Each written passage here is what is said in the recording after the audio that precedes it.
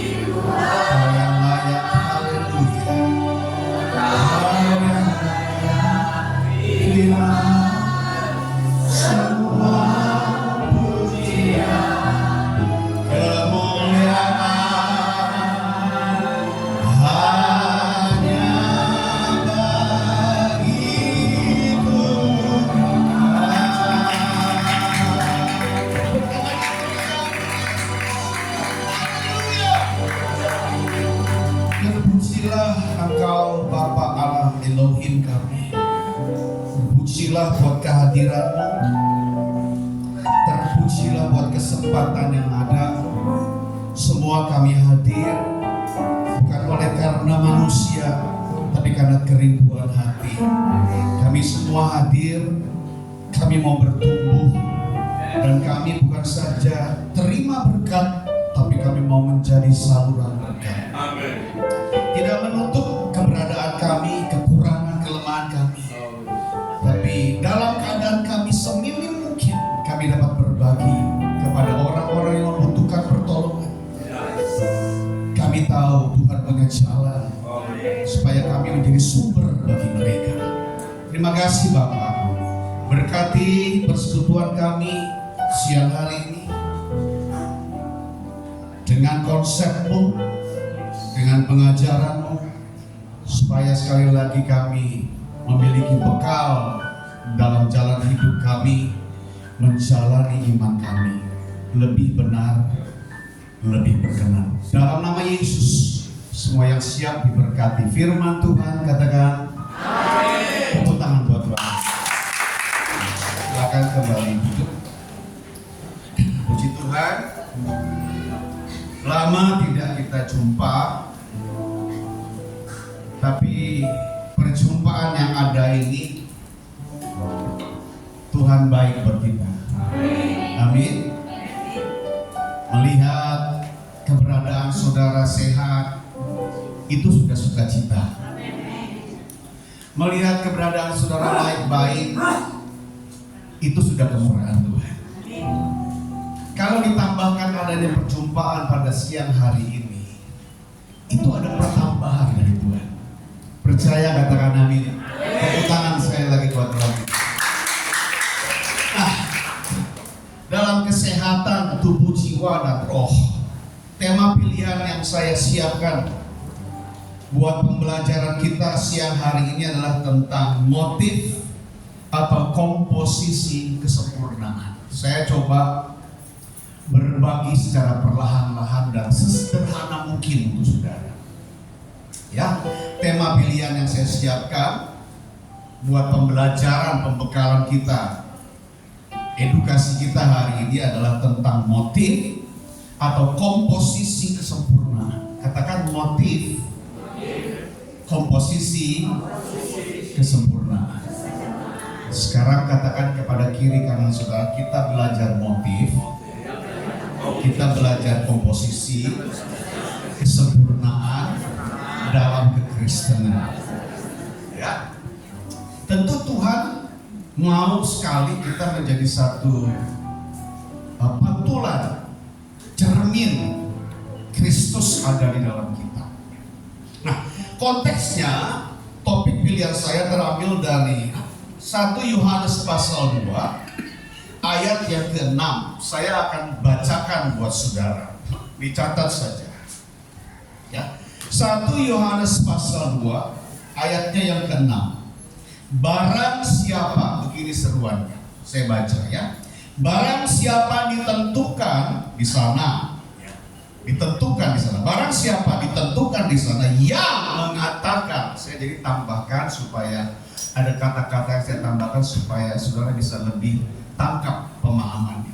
Barang siapa ditentukan di sana yang mengatakan, saudara dan saya mengatakan, menyebut ya, bahwa ia ada di dalam dia, bahwa kita ada di dalam dia, bahwa saudara ada di dalam dia, ia, saudara dan saya wajib hidup sama seperti Kristus telah hidup. Katakan wajib sama seperti Kristus telah hidup. 2, 3. Wajib sama seperti Kristus. Saudara sesaat mengatakannya itu sambil mengoreksi diri. Berapa tahun saya sudah ikut Tuhan? Berapa tahun saya sudah mengabdi? Lalu saudara sebut perkataan itu, saudara compare, saudara bandingkan. Aku sudah ada di sana belum? Aku sudah menjadi contohan belum? Wajib sama Kristus telah hidup.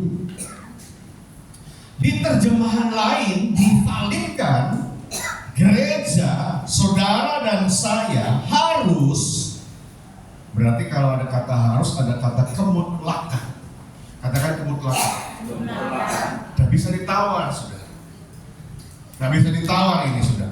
Harus mengikuti jejaknya Kristus. Must be following the step of Christ. Harus mengikuti jejaknya Kristus.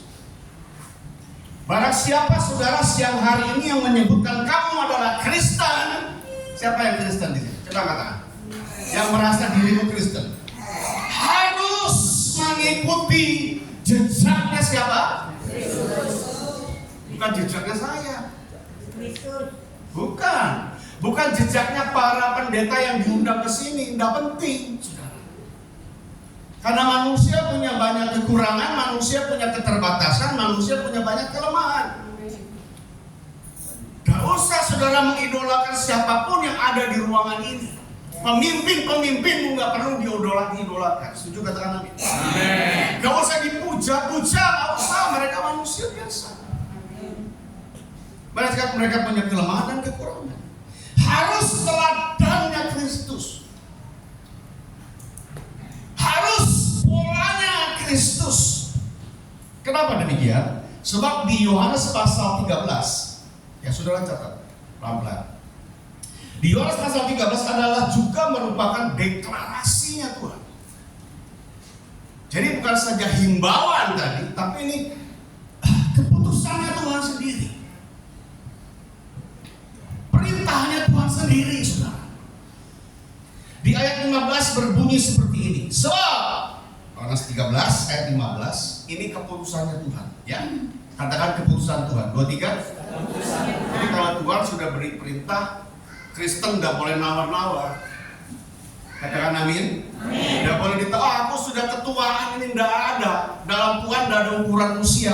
Semua tua muda sama.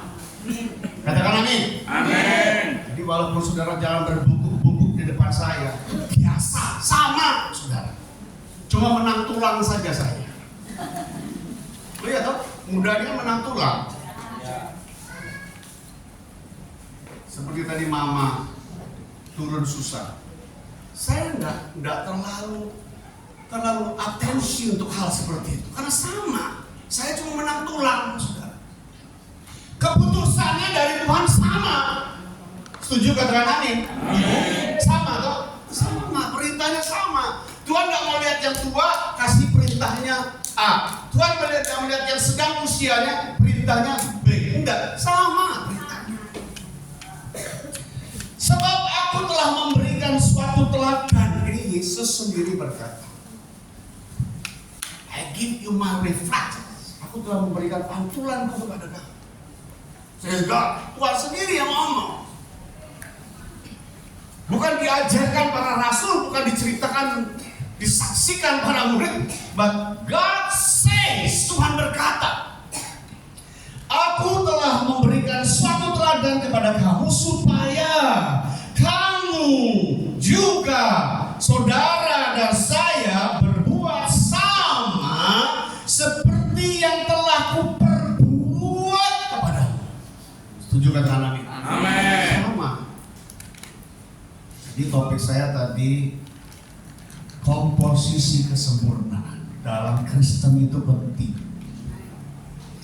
Jangan jadi sosok pengikut Kristus yang abal-abal, saudara. Jangan nyanyi abal-abal di sini. Amin. Amin. Jangan joget-joget abal-abal di sini. Saudara nggak sedang berpenampilan buat kita, tapi penampilan saudara mulai saudara ajar diri saudara sendiri. Waktu saudara naik mimbar di sini, kehormatan di sini, saudara sedang mempersembahkan sesuatu kepada Tuhan. Siapa yang merasa saya marahin di sini? Ya bodohmu dewe. Gak ada yang saya marahin saudara. Tapi saya lagi membentuk kita semua bagaimana menjadi yang terbaik buat Tuhan. Amen. Kalau saudara nggak siap, jangan abal-abal di mimbar sini. Setuju katakan amin? Amin. Setuju katakan amin? Amin. Saya kalau sudah diundang sama Irene, sama iblis, saya tidak mau main-main di mimbar. Tetap konsep saya the best, harus kasih yang terbaik. Gereja besar, gereja kecil, gereja tak punya uang, tetap sama. Lu nggak boleh main-main kok, nggak boleh main-main. Jadi saudara jangan merasa tertemplak dengan perkataan saya. Kita harus punya satu konsep pemikiran yang matur, saudara, yang dewasa.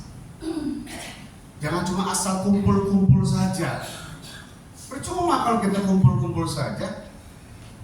Ya, yang punya kemenangan, yang punya keberhasilan ya pemimpin-pemimpin saja. Saudara cuma ikut-ikutan. Saudara,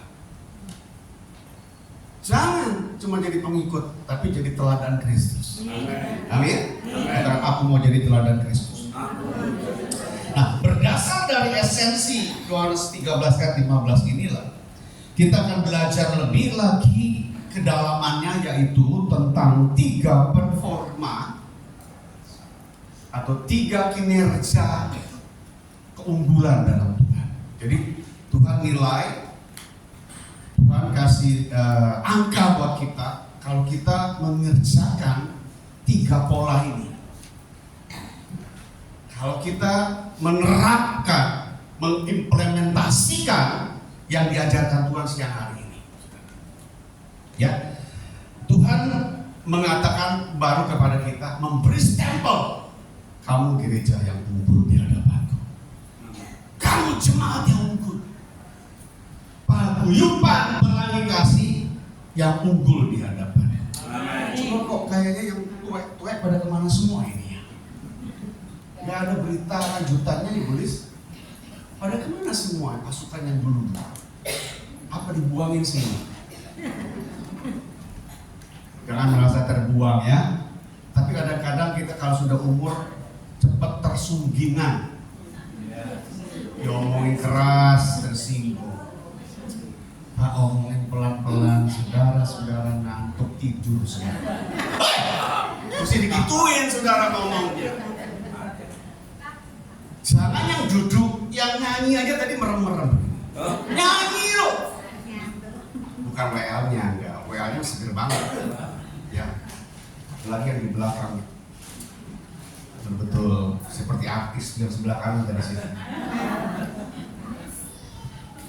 Baik saudara, kita akan belajar 3 performa atau 3 kinerja yang Tuhan anggap kamu betul-betul gereja yang aku suka. Kamu betul-betul persekutuan yang aku idam-idamkan. Tuhan maunya begitu. Jangan saudara mengidolakan Tuhan terus, tapi mintalah supaya Tuhan mengidolakan kita juga. Wah, Tuhan kami kecil. Oh, jangan terlalu kurang percaya diri. Kamu kecil, kamu mungkin lebih dicintai daripada yang besar. Yang besar kan cuma kelihatan penampilannya saja, betul nggak? Wow, hebat. Belum tentu cinta Tuhan ada di sana. Belum tentu, nggak perlu kita iri. Oh, gerejanya besar, Tuhan pasti ada di sana. Oh, belum tentu. Elia waktu berdiri di atas gunung itu angin besar, dia pikir Tuhan, padahal bukan Tuhan, saudara. Tapi angin yang sepoi-sepoi. Tuhan ada di sana. Ya. Kenapa kita boleh dan harus perlu belajar tentang 3 kinerja unggulan yang Tuhan harapkan ada pada kita?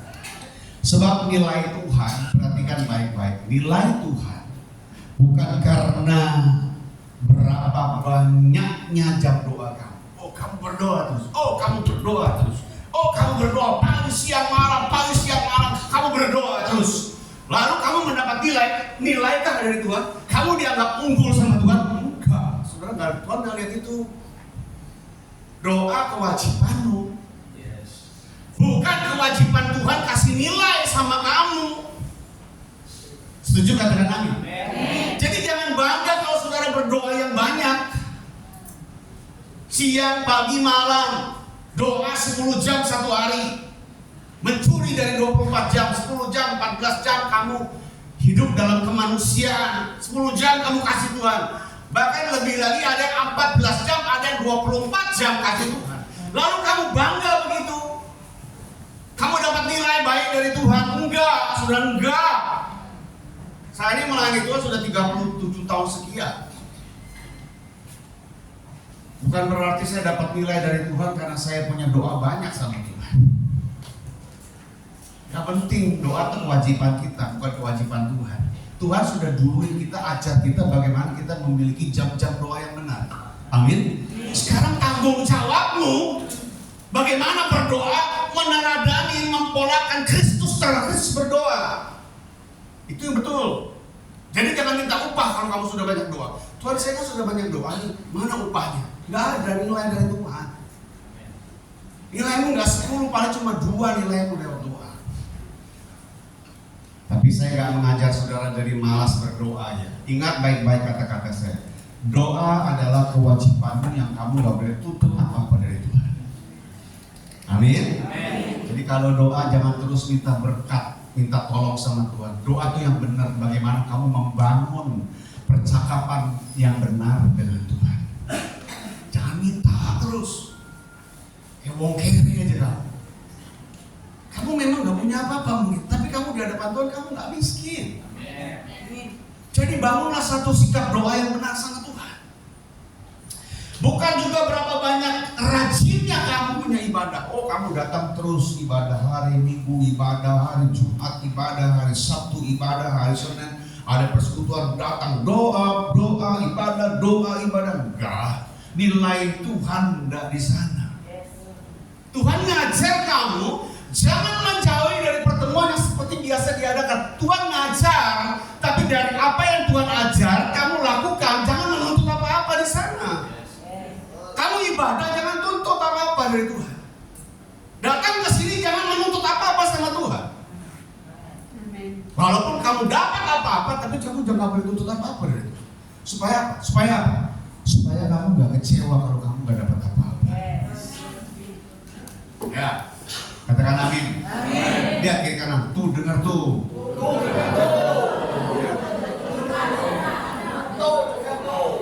Lu datang jangan cuma cari makan aja di sini lo. Yang keras ngomongnya.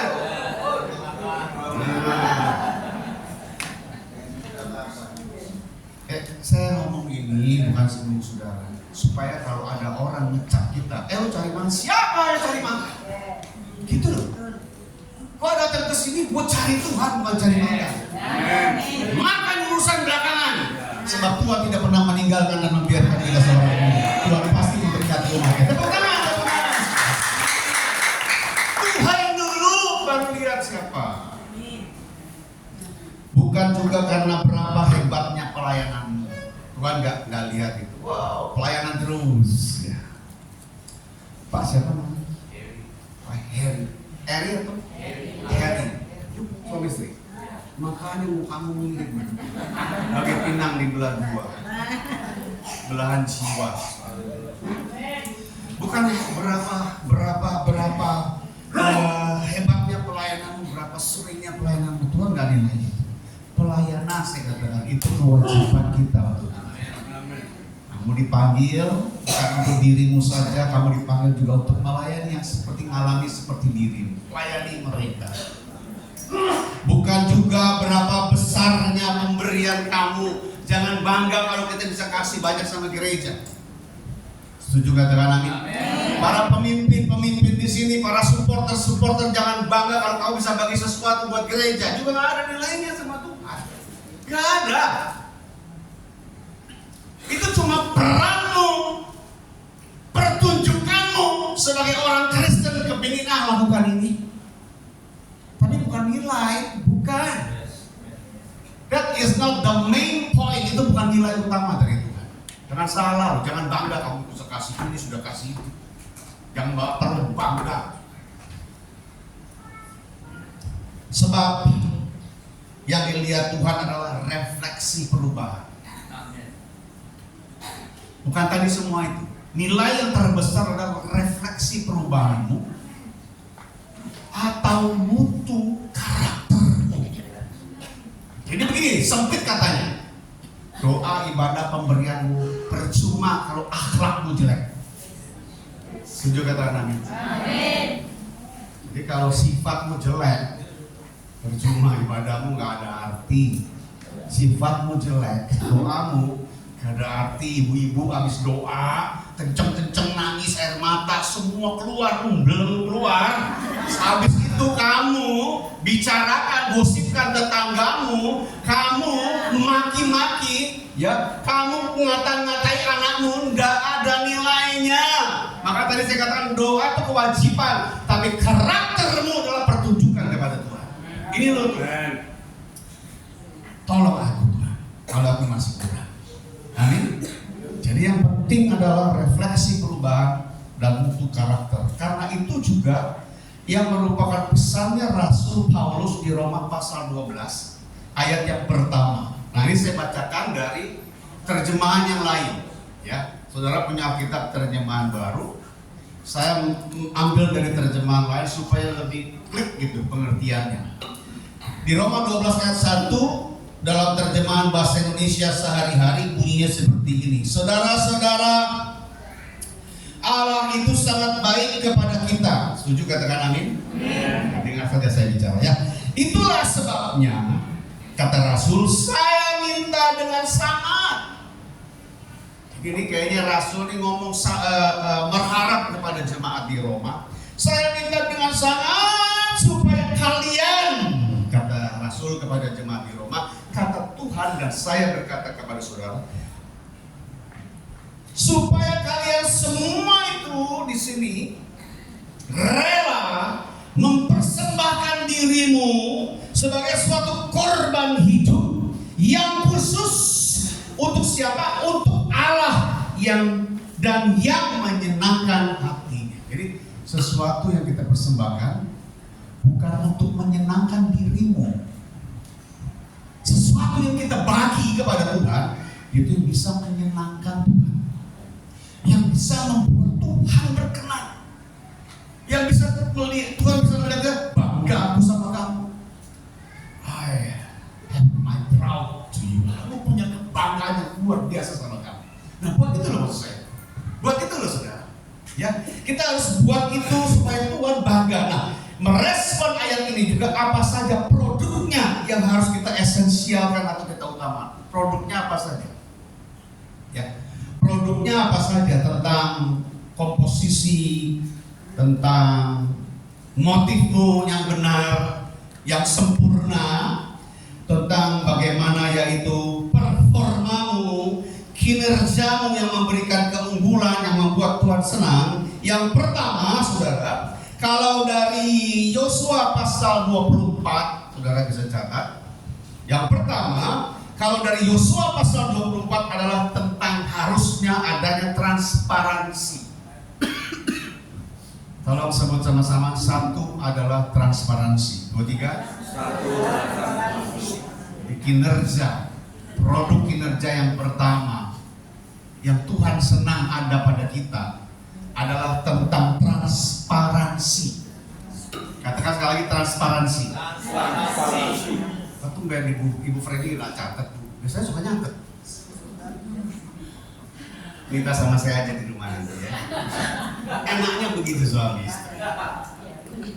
Transparansi yaitu tentang adanya kejelasan dan keterbukaan. Jadi anak-anak Tuhan harus transparan. Kejelasan, jelas, dan terbuka.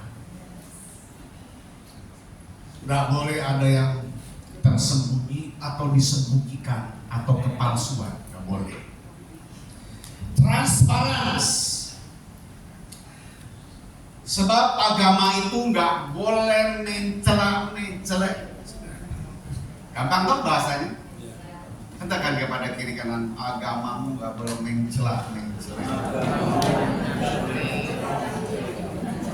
Nggak boleh suang-suang kuku. Nggak boleh kuat karena pada saat ada perlunya aja.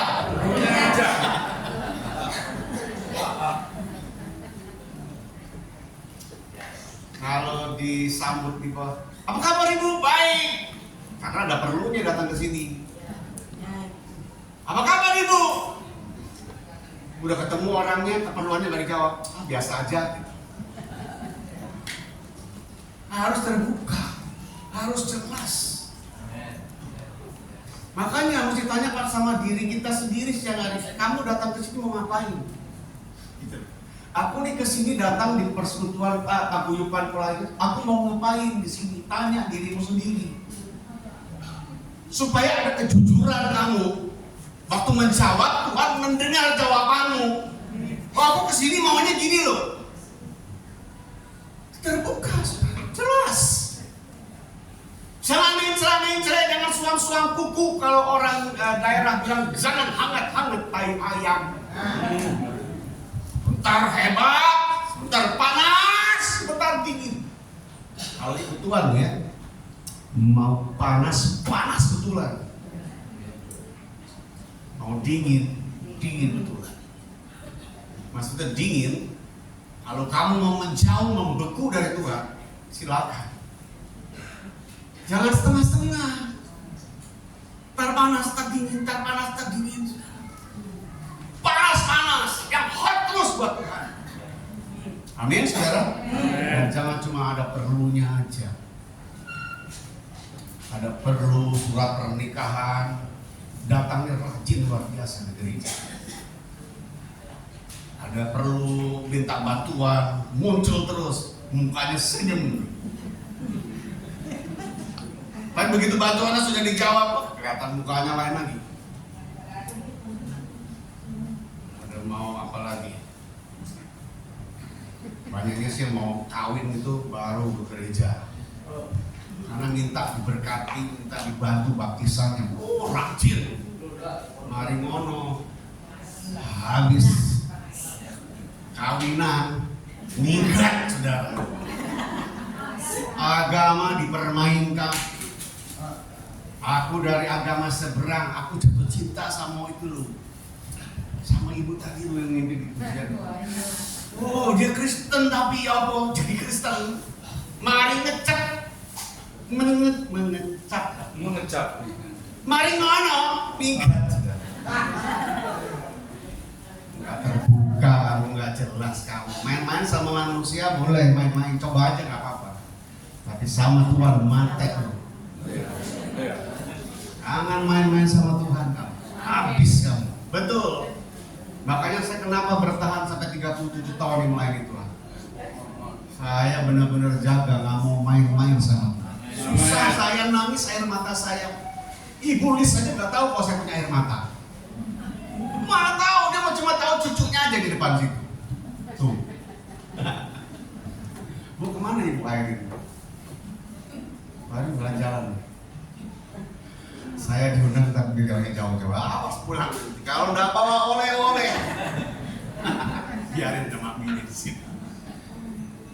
Saudara, mari kita betul-betul sama Tuhan, saudara. Ya, ayatnya di ayat yang ke 15, Yosua 24 ayat 15. Saya baca ya. Saya baca begini. Tetapi jika ini pernyataan si Yosua ya. Pernyataan Yosua tawarkan kepada bangsa gitu. Dia buka penawaran kebebasan, bangsa boleh pilih. Tetapi jika kamu anggap tidak baik untuk beribadah kepada Tuhan, jadi seperti itulah Yosua. Kalau lu anggap ibadah sama Tuhan ini nggak baik, gitu loh bahasanya, pilihlah pada hari ini. Jadi kalau kamu ibadah di paguyuban Pelangi Kasih di kamu nggak baik, pilih hari ini. Jangan besok-besok. Katakan amin. Katakan satu dua tiga. Jangan besok-besok. Pilih hari ini, kamu mau pilih paguyuban atau kamu mau tinggalin, silakan pilih. Jangan main-main saudara sama Tuhan. Sebab Tuhan kalau memang berniat penuh buat tempat ini, gak ada saudara Tuhan bisa kirim 1000 jemaat ke sini. Setuju katakan amin. Karena kan jemaat punya ini Tuhan. Tuhan bisa pindahkan kemana Tuhan mau pindahkan. Pilihlah pada hari ini kepada siapa kamu akan beribadah. Lompat 15C. Tetapi aku apa? Dan seisi rumahku. Ini dia, lu kata Yosua begini sama lu pilih deh. 15C jawaban Yosua sendiri. Tetapi gua kata Yosua, dan seisi rumahku, keluargaku, kami akan apa? Ibadah. Karena Yosua tahu konsepnya ini. Yosua takut benar, seperti saya takut gitu. Udah ngambil keputusan sama Tuhan, Amin. gak bisa main-main. Nah, ayat 20, ini yang Yosua takutkan, ini yang saya takutkan. Ayat 20. Bisa lompat? 23. Sebab apabila kamu apa? Meninggalkan Tuhan dan beribadah kepada Allah asing, kepada pilihanmu yang salah itu loh maksudnya. Kamu pilih hari ini tapi kamu salah, maka konsekuensinya adalah apa? Ia akan juga apa? Berbalik daripadamu dan melakukan yang tidak baik kepada kamu serta membinasakan kamu. Tadi saya katakan apa? Mate lo main-main sama Tuhan. Saya udah asal ngomong loh, ada ayatnya saudara. Cuma bahasanya saya rubah, mate lo, binasa. Setelah ia melakukan yang baik kepada kamu Daud, jadi kita nih gak boleh punya konsep Tuhan pernah buat yang baik. Dia pasti buat yang baik sama aku. Itu kan buat bangsa Israel strukturnya, bukan buat kami toh Pak. Ada beberapa gereja yang berdebat ayat ini, yang memperdebatkan gereja yang hidup sepenuhnya di bawah anugerah, seperti yang diajarkan Rasul Paulus. Itu adalah satu sketsa pemahaman potret yang diungkapkan kepada bangsa Israel, bukan kepada gereja yang hidup di bawah anugerah. Ya memang betul, ini ucapan kepada bangsa Israel dulu. Taurat, katakan Taurat 23. Tapi bukan berarti juga, saudara, bukan berarti juga tidak tertuju kepada kita yang masih hidup di bawah anugerahnya. Kan Tuhan gak pernah hapus Taurat. Kehadiran Yesus menyempurnakan Taurat. Amin. Tapi buat mereka ya terserah, pandangannya seperti itu. Kita harus menghargai pandangan orang. Amin. Amin. Tapi kita kan belum tentu bisa masuk dalam konsep pikirnya mereka. Kita belum nyampe, mungkin ilmu kita masih terlalu pendek dibanding mereka. Tapi saya sih bahagia untuk pembelajaran yang klasik-klasik aja, saya bahagia. Kita mesti memiliki iman yang tradisional aja, gak usah aneh-aneh. Amin, saudara? Amin. Saya katakan tetap berarti karena konsepnya adalah klarifikasi iman. Di ayat tersebut gereja harus punya klarifikasi iman yang harus tegas. Tuhan tuh mau kita tegas. Amin. Tegas. Hari ini kita harus tegas. Kita mau cinta Tuhan atau kita mau cinta upahnya saja. Tegas saja. Hati-hati dengan pilihanmu, adalah resiko. Salah pilih mati. Benar. Betul. Saya ngomong ini karena saya ngalamin pelayanan saya 37 tahun. Saya nggak hanya duduk di sana, tapi saya melayani. Sedikit salah konsep, susah saya. Kalau Tuhan sudah kunci tangannya, mati kita. Kalau Tuhan sudah tarik nafasnya, mati nggak kita? Mati. Kalau kita hidup karena nafas Tuhan, Pak.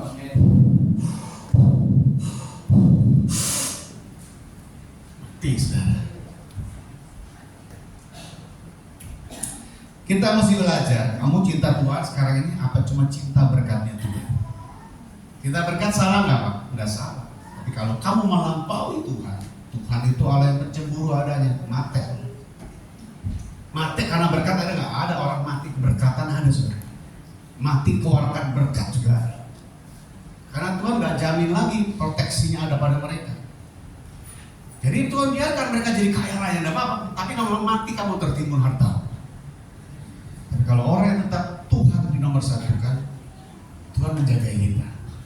Kita tidak tertimbun dengan berkat, tapi kita menimbun berkat. Tepuk tangan buat Tuhan. Kita harus pilih mana, kamu mau takut Tuhan atau hormat karena manusia. Pilih dah siapa hari ini. Kalau kamu datang ke sini cuma menghormati manusia, mati lu. Itu aja.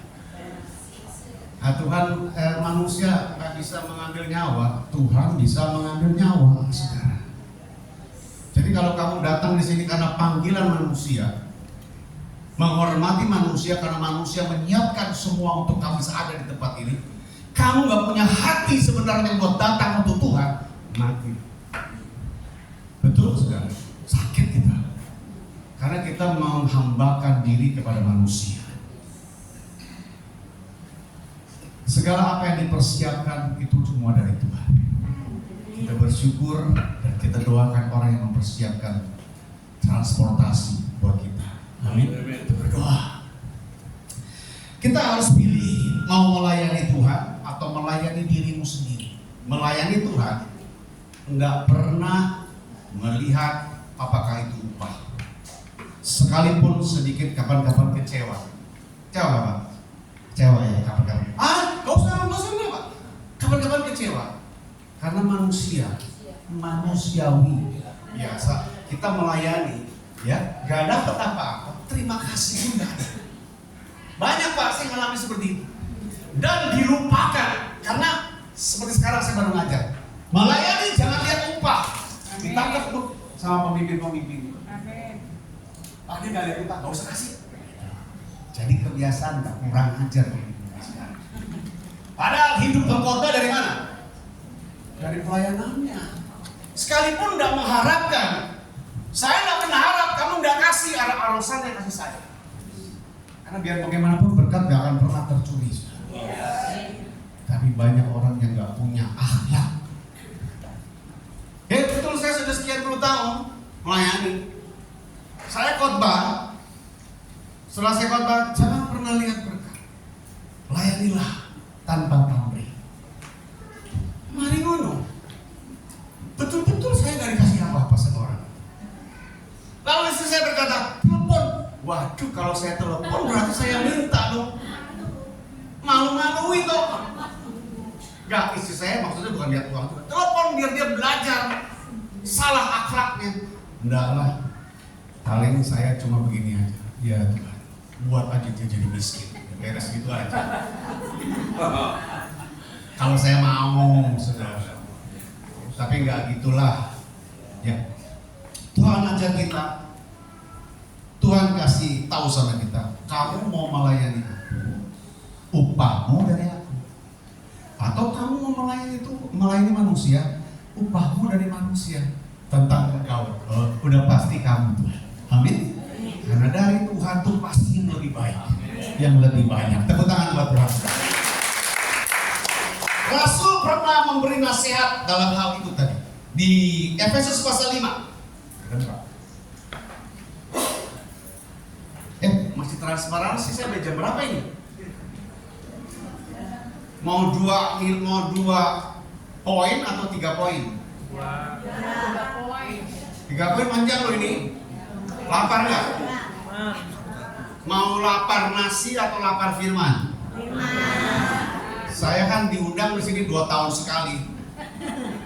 Saya diundang ke sini 2 tahun sekali, nggak tahu kenapa. Padahal saya nggak minta bayaran loh, saudara. Ya, kesempatan kita kumpul, saudara catat baik-baik. Ini edukasi. Jadi saudara nggak dapat di gereja, saya di paguyubannya sudah betul-betul diberkati. Di ayat yang ke-15 tadi di Yosua pasal 24 masih dalam poin transparansi. Tetapi jika kamu anggap tidak baik, bukan itu, naik. Si Rasul Paulus ya. Efesus 5 ayat 15 dan 16. Efesus 5 ayat 15 dan 16. Dalam terjemahan bahasa Indonesia sehari-hari, saudara boleh buka terjemahan baru, tapi saya baca dengan terjemahan sehari-hari karena lebih dekat konsepnya dengan pemahaman saya. Saya baca begini, Efesus 5 ayat 15 dan 16. Sebab itu perhatikanlah baik-baik cara hidup kita di hadapan Tuhan siang hari ini. Jangan hidup seperti orang-orang bodoh. Setuju katakan amin? Hiduplah seperti orang-orang bijak. 16. Gunakanlah sebaik-baiknya setiap kesempatan yang ada. Gunakan sebaik-baiknya setiap kesempatan yang ada. Hidupmu adalah kesempatan. Amin. Hidup kita adalah kesempatan. Terus karena masa ini adalah masa yang jahat. Ya, jadi Tuhan tidak mau kita bodoh. Jadilah bijak, jadilah cerdas dalam menjalani keimanan. Amin. Transparan, terbuka. terbuka, jelas. Orang tahu siapa kita. Iya katakan iya, tidak katakan tidak. Selebihnya dari iblis. Ya, itu yang pertama. Yang kedua, saudara, pola yang kedua yang unggul, kinerja atau performa yang harus ditunjukkan kepada Tuhan dalam kekristenan kita, yang merupakan mutu karakter, yang merupakan komposisi kesempurnaan dalam Tuhan. Matius pasal 25 adalah tentang orisinalitas. Katakan orisinalitas. Yang pertama tadi apa? Yang kedua orisinalitas. Katakan sekali lagi. Catat baik-baik di agenda. Yang kedua kita belajar tentang menjadi Kristen yang orisinalitas, yaitu asli. Katakan asli. Asli, ya. Katakan sekali lagi asli. Yang keasliannya itu bukan saja bicara prestasi, tapi esensi. Katakan esensi. Katakan esensi. Katakan sekali lagi esensi. Katakan sekali lagi esensi. Katakan sekali lagi esensi. Daud dipilih bukan karena kelebihan dan kekurangan. Betul nggak, saudara? Daud dipilih bukan karena cakap parasnya. Tuhan nggak cari orang ganteng, saudara. Tuhan nggak lihat orang wanita cantik, nggak dilihat. Karena Tuhan nggak lihat paras. Tuhan nggak lihat Daud dari kelebihannya, lebih ganteng dari saudara-saudaranya, lebih cemerlang, lebih brightness. Tuhan juga nggak lihat tadi, aduh kasihan aku nih Daud mainnya di sawah terus, mainnya di bukit-bukit terus, ya berantem terus sama beruang, berantem terus sama singa, kasihan. Tuhan nggak kasihan melihat Daud seperti itu. Jadi Tuhan nggak memilih Daud karena Daud punya kecakapan, kelebihan, karena Daud punya kekurangan. Enggak, Tuhan nggak punya seperti itu. Belas kasihan yang seperti itu yang salah biasanya pada manusia. Betul nggak, saudara? Makanya kalau kita lihat orang kurang, belum tentu sebenarnya dia kurang loh. Kurang barangkali ada. Tapi Tuhan matanya jeli. Dia nggak lihat siapa Daud, nggak lihat siapa rupanya Daud, nggak lihat perawakannya Daud. Tapi yang dilihat Tuhan adalah esensinya Daud. Katakan esensi. Kisah Rasul pasal 13 ayat 22. Kisah Rasul pasal 13 ayat 22. Matius pasal 25-nya sudah catat saja ayatnya di 25 dan ayat 28. Itu tadi tentang keaslian di Matius 25 ayat 27 dan 28, ya, keaslian. Jadi orang nggak palsu-palsu tuh, Farisi itu, munafik itu, wah, celaka kamu. Jadi kalau kamu pura-pura di sini, celaka kamu. Kalau bahasa saya tadi, mati lu semua. Tuhan benci soal kepalsuan, nggak suka Tuhan palsu. Tadi Daud dipilih bukan karena kelebihan dan kekurangan, tapi karena apa? Esensi. Kisah Rasul 13 ayat 22 dalam terjemahan bahasa Indonesia sehari-hari seperti ini. Kurang lebih sama. Cuma saya lebih suka bahasa Indonesia sehari-hari. Setelah Allah menggeserkan Saul, begitu. Nggak tahu di terjemahan baru kurang lebih. Dari kedudukannya, Allah mengangkat pula Daud menjadi raja mereka menggantikan Saul. Dan inilah yang dikatakan Allah tentang Daud. Jadi kebanggaannya Allah kepada Daud, kebanggaannya Bapa Elohim kepada Daud, kebanggaannya Tuhan kepada Daud. Aku sudah mendapat Daud, katanya Tuhan, anak Isai itu, seorang yang menyenangkan hatiku. Please my heart. Jadi Tuhan melihat dalam, Tuhan tidak melihat luar. Jadi pertunjukan penampilanmu tadi sekali kan tidak dilihat sama Tuhan. Tuhan melihat esensi dalammu, kesungguhanmu, keaslianmu sama Tuhan itu apa. Tuhan lihat siang hari ini, kamu bisa menipu manusia, tawamu bisa menipu manusia, tapi cengengesanmu gak bisa menipu Tuhan. Kalau orang Cina totok bilang Xiaoli Chang Tao, di balik tawamu ada pisau. Katanya begitu, katanya artinya I don't know. Katanya mereka yang ngerti bahasa Mandarin betul. Siapa orang Chinese di sini? Betul nggak? Xiaoli Chang Tao. Nggak tahu kamu Chinese buatan tuh. Bulis tahu Xiaoli Chang Tao? Bulis? Nggak tahu. Cina buatan. Cina asli. Cina peranakan Blondo, saudara. Nah, saudara, Tuhan melihat punya Daud, hidup Daud ini bukan kelebihan, bukan kurang, tapi esensi dalam. Sekalipun struktur tabernakel, ya tabernakel yang dibawa Daud dari kandangnya Musa ke istana, sudah. Tapi Daud nggak taruh tabut itu di dalam istana. Daud tinggal di istana, tabutnya di situ terus. Dengan tirai biasa, sederhana sekali. Sederhana sekali. Tapi makanya saya katakan jangan suka zolimi orang kalau nggak tahu aslinya. Amin. Itu Tuhan tuh nggak langsung marah sama Daud. Lu enak-enak aja lu tinggal di istana. Nah kalau taruh gua, sedangkan zaman Musa itu taruh di tingkat paling tinggi, halaman, ruang suci, ruang baru bisa ketemu aku. Nah kamu kok duduk di istana, kamu taruh aku di halaman, kecil sekali, sederhana. Tapi yang Tuhan lihat apa? Esensi. Walaupun Tuhan ditaruh di sana, Daud yang keluar dari istana, saudara. Hebat kan? Daud keluar dari istana karena kebanggaannya, bukan kemewahan, tapi Tuhan. Amin. Dia raja, urusannya raja loh, saudara. Dia nabi loh, urusannya memperhatikan bangsa loh. Dia imam loh, punya 3 urapan ya. Urapan raja, urapan nabi, tapi dia nggak punya aktivitas, dia nggak ada di sana. 24 hours. Dia dalam kemewahan, dia dalam segala kepunyaan, kebanggaan. Tapi dia turun, dia masuk, dia ketemu Tuhan. 24 jam dia memuji dan menyembah Tuhan. Dan pasukan saudara yang hebat-hebat, dia bawa 12 pasukan jaga kemah itu. Luar biasa kan? Luar biasa. 2, 3. Sekali lagi, luar biasa. Tepuk tangan buat Tuhan, saudara.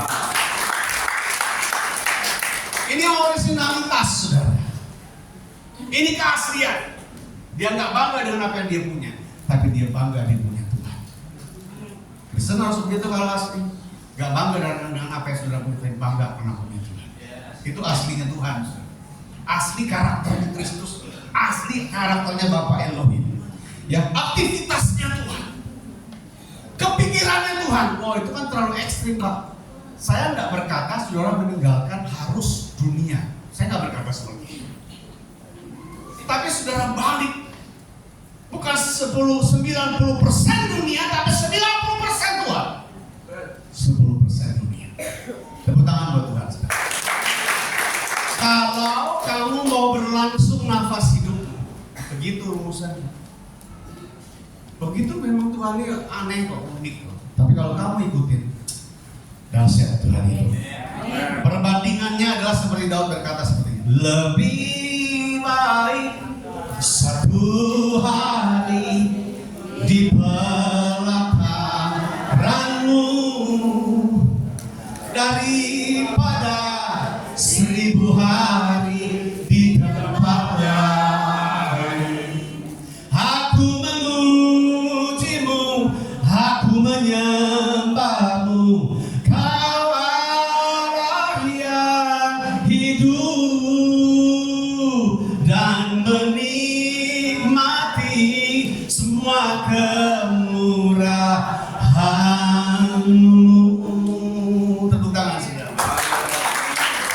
Jadi bukan berarti nggak ada yang 1000 hari, ada. Daud 1000 hari bekerja, tapi 1 hari 24 jam itu lebih daripada 1000 hari, saudara. Dia utamakan Tuhan, dia prioritaskan Tuhan. Harus begitu gaya Kristen. Itu namanya keaslian Tuhan. Itu namanya keaslian kekristenanmu, harus seperti itu. Kalau nggak ada seperti itu berarti kamu belum berubah, belum ada transformasi imanmu, belum ada reformasi. Dan kamu cari untung buat dirimu sendiri aja.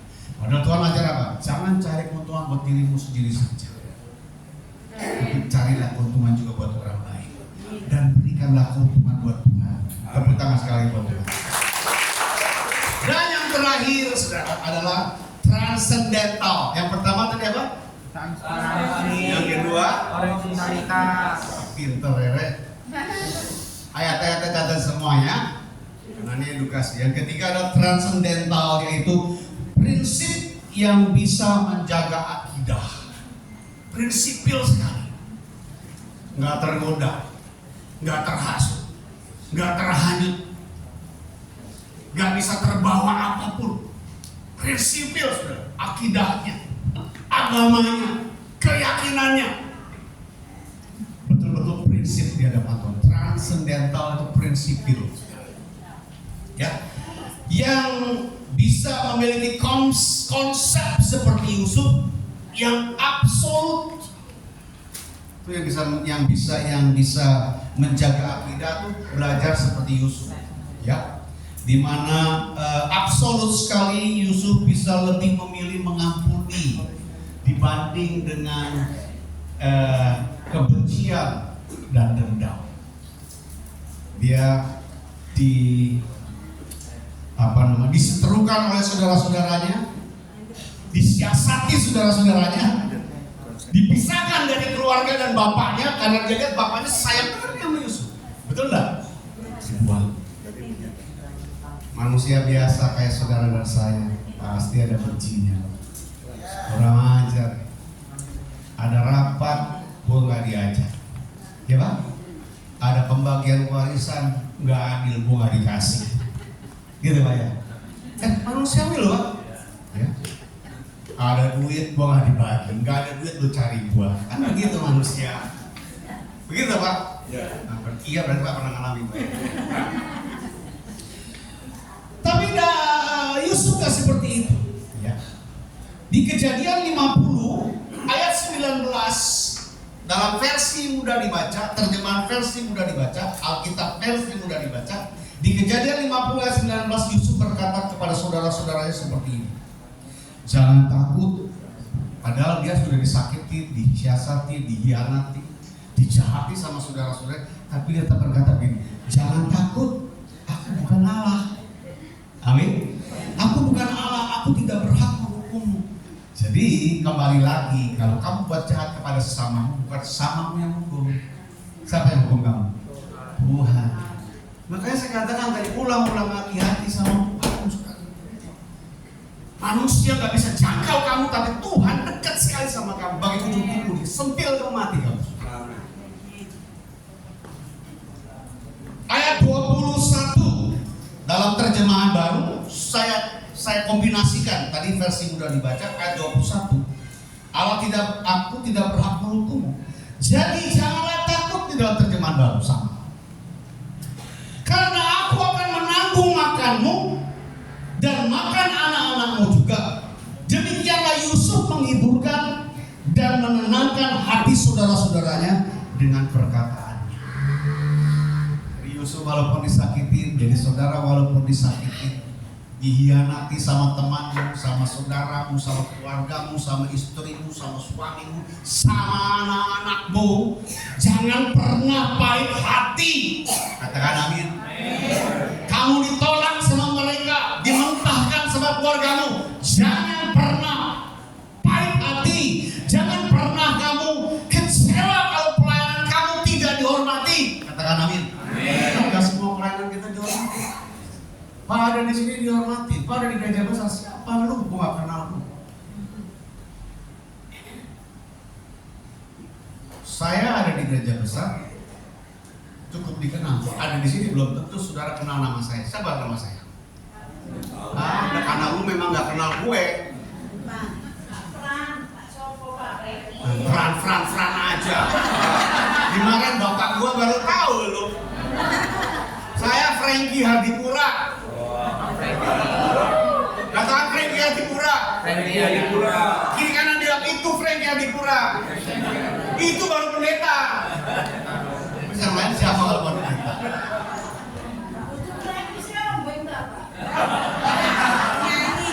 Saya turun, panggil Indonesia Ombe.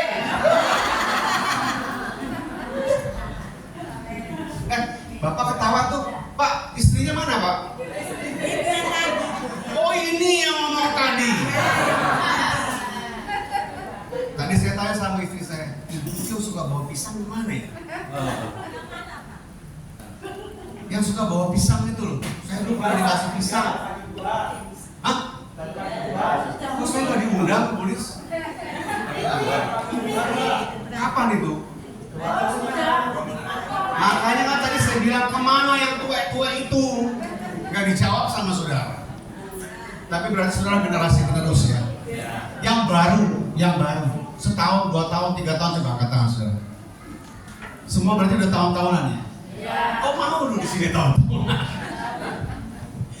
Baik ya, jangan kecewa kalau pelayananmu dihormati. Jangan tawar hati kalau kamu diminoritaskan di komunitas gereja. Jangan ya. Jangan tawar kalau kamu gak dianggap, gak diorangkan di sini. Amin. Kamu datang sekali lagi, jangan cari manusia. Manusia boleh minoritaskan kamu, tapi Tuhan memprioritaskan kamu. Tangan saudara. Lukas pasal 6, Yesus berkata seperti ini. Ayat 27 dan sampai ayat 28 dalam terjemahan Alkitab Selaber. Tapi saudara boleh baca terjemahan baru. Ya. Saya katakan saya bawa terjemahan lain karena saya merasa lebih nyaman, lebih klop dengan pengertian saya. Di Lukas pasal 6 ayat 27 sampai 28 dalam terjemahan Selaber, tapi kurang lebih sama, cuma bahasanya berbeda, tekanannya berbeda. Kasihlah orang yang menyeterui kamu. Katakan amin. Dan tetap berbuatlah baik kepada orang yang membenci kamu. Jadi kalau ada orang yang membenci kita, tetap saja buat baik. Amen. Besok dia benci lagi, tetap lagi buat baik. Dia benci lagi, tetap lagi buat baik. Istri saya berkata gini, kamu kok bisa ya? Hati kamu terbuat dari apa? Hatiku terbuat dari Yesus. Amen. Tapi saya nggak pernah jawab dia loh. Hari ini saya mau jawab, biar kamu tahu. Hatiku terbuat dari Yesus. Bukan dari batu, nggak mau saya. Yang hati keras seperti batu namanya itu bebal. Mintalah berkah dari Allah. Jadi waktu kamu disakiti, doa Tuhan berkati dia. Amin. Mintalah berkah dari Allah untuk orang yang mengutuk kamu dan berdoalah bagi orang yang menganiaya kamu. Itu yang namanya tadi transendental. Ya. Transendental. Apa artinya transendental? Prinsip. Seperti Yusuf. Ya, dia legowo. Dia tidak punya rasa apa-apa. Dibuat apapun.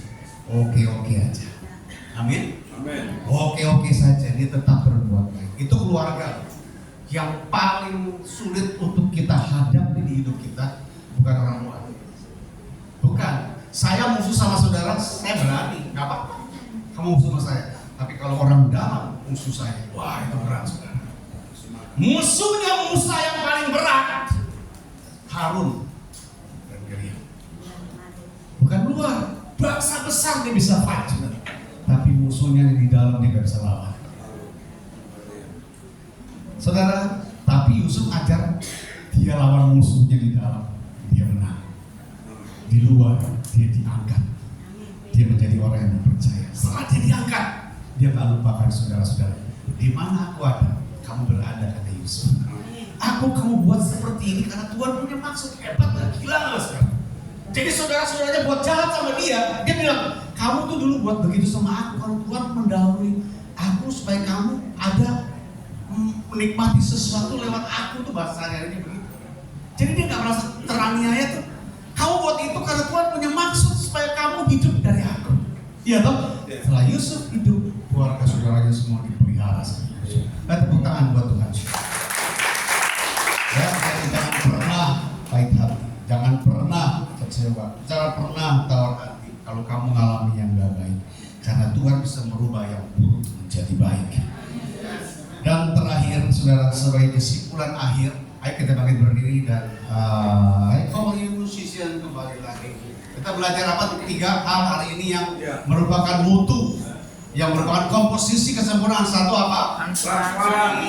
Jadilah Kristen yang transparansi. Kedua, jadilah Kristen yang original asli. Yang ketiga, jadilah Kristen yang prinsipil dalam iman. Ya, kita baca sama-sama di Mazmur pasal 37. Tampilkan Mazmur 37, ya. Ayat 4, 5 dan 6. Gak ada? Ayat 4, bukan 40, mamen. 4.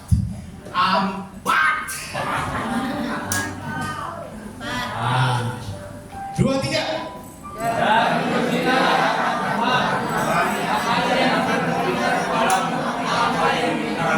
Lima. Serahkanlah hidup Ayat 6. Terus Dia akan memutuskan jalan terang dan hapus risya. saya ganti pakai versi saya, versi mudah dibaca ya. Begini bunyinya. Mazmur 37 ayat 1. Bergembiralah, melayani Tuhan, beribadah kepada Tuhan, dan Dia akan memberikan kepadamu yang kau ingini. Amin. 5. Bergantunglah, tadi bergembira. Yang kedua, bergantunglah pada Tuhan, jangan kepada manusia. Maksudnya, percayalah kepada Tuhan dan Dia akan menolongmu. Amin. Dan ayat 6, biarlah kebaikanmu dan keadilanmu yang tadi saya ajarkan bersinar seperti matahari pada tengah hari. Katakan amin. Amin. Dudukkan kepala saudara.